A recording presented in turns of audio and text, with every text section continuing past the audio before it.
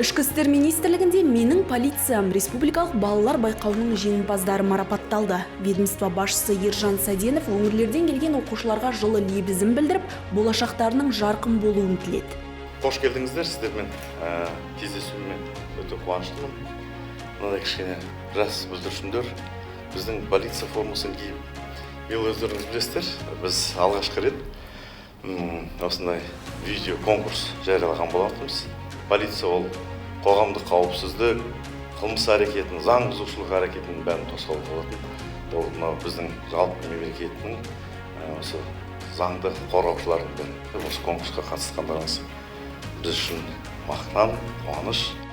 Видео байқаудың жеңімпаздары «Мен полиция болғым келеді», «Қауіпсіз қоғам балалар көзімен», «Жас жол сақшысы» және «Ұжымдық жұмыс» номинацияларымен марапатталды. 90-нан астам қатысушының ішінен Ақтөбе облысынан Тұрар Нұрсұлтан, Жазимова Ағзер, Қарағанды облысынан Ағзам Бағдаулет және Ұлытау облысынан жас сақшы полицей сыныбы топ жарды. Мен өскенде полиция болғым келеді. Осы салада әйел қызметкерлердің үлкен дәрежеге жетуіне мүмкіндік бар ма?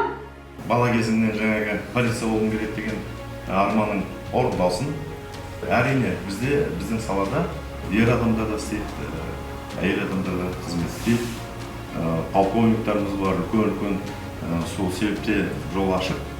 Өзім таңдауым ол. Кішкентай қонақтарға министрлікте үлкен экскурсия ұйымдастырылды. Олар мұражайда, жедел басқару орталығында болды. Бұл іс-шараның балаларға мамандық таңдауда оң ықпалы болады деп сенеміз.